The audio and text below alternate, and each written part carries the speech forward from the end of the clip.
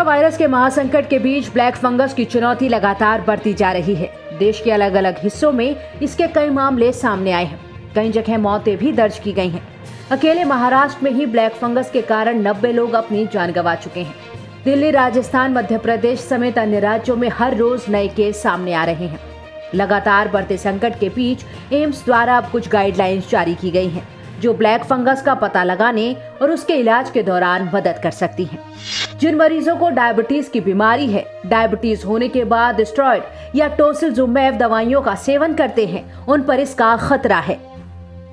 Cancer का इलाज करा रहे मरीज या किसी पुरानी बीमारी से पीड़ित मरीजों में अधिक रिस्क। जो मरीज स्टेरॉइड और टोसिलिजुमैब को अधिक मात्रा में ले रहे हैं। कोरोना से पीड़ित गंभीर मरीज जो ऑक्सीजन मास्क या वेंटिलेटर के जरिए ऑक्सीजन सपोर्ट पर हैं। फंगस है।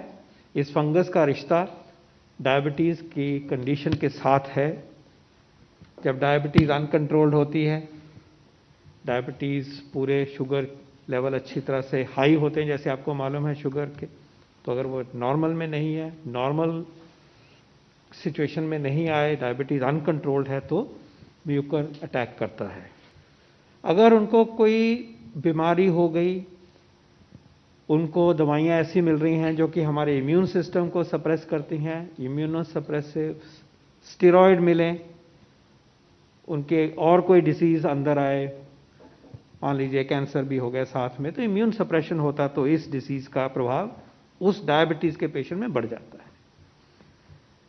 और तीसरी चीज ये है कि अगर इन पेशेंट्स में ऐसा एक्सपोजर हो जो वेट सरफेसेस हैं, उनका एक्सपोजर बढ़ता है, तो ये और भी थोड़ा चांस बढ़ जाता है। स्टेरॉइड के अलावा हम जो दो दवाइयाँ या एक अनदर क्लास ऑफ मेडिसिन, जिसके दो दवाइयों के नाम आप सुने होंगे, टोसिलिजुमैब और इटोलिजुमैब, इस तरह के जो कंपाउंड हैं, जब ये भी हम इस्तेमाल करते हैं, भले ही ज़रूरत के लिए इस्तेमाल करें, लेकिन हर दवाई का कोई ना कोई साइड इफेक्ट होता है।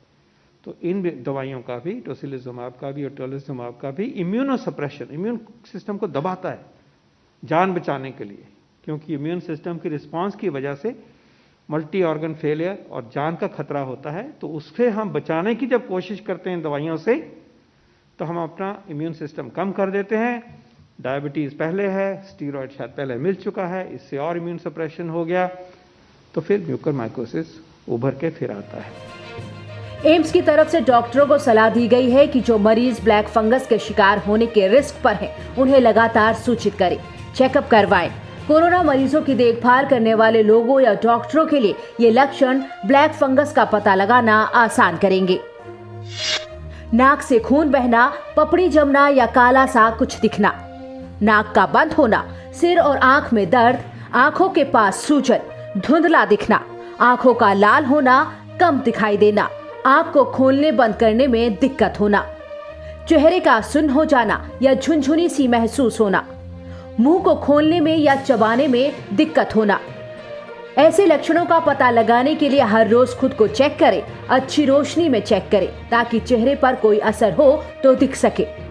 दांतों का गिरना, मुंह के अंदर या आसपास सूजन होना, या तो फेस को अफेक्ट करती है, जिसको हम कहते हैं राइनो ऑर्बिटल सेरेब्रल म्यूकोरमाइकोसिस, जिसके कारण नाक में, आंख की जो ऑर्बिट है उसमें या ब्रेन के अंदर इन्फेक्शन फैल सकता है, जिससे लोगों की विजन भी जा सकती है, आंख की रोशनी जा सकती है, और कुछ हद तक कभी ब्रेन में भी इन्फेक्शन हो सकता है। अगर किसी मरीज में ब्लैक फंगस के लक्षण दिखते हैं तो उसकी देखभाल कैसे की जाए, एम्स ने इसके बारे में भी जानकारी दी है। किसी ईएनटी डॉक्टर से तुरंत संपर्क करें, आंखों के एक्सपर्ट से संपर्क करें या किसी ऐसे डॉक्टर के संपर्क में जाएं जो ऐसे ही किसी मरीज का इलाज कर रहा हो। ट्रीटमेंट को हर रोज फॉलो करें।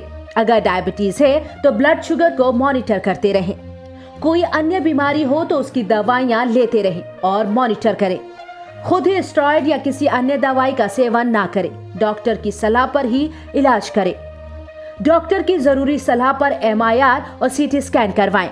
नाक, आंख की जांच भी जरूरी है। गौरतलब है कि ब्लैक फंगस के मामले अब तक यूपी, दिल्ली, राजस्थान, महाराष्ट्र, मध्य प्रदेश में दर्ज किए गए हैं। दिल्ली में मैक्स, एम्स, सर गंगाराम और मूलचंद अस्पताल में मामले सामने आए। मूलचंद अस्पताल में इस बीमारी से पीड़ित एक मरीज की मौत भी हो गई है। राजस्थान ने इस बीमारी को कोरोना की तरह महामारी घोषित किया है।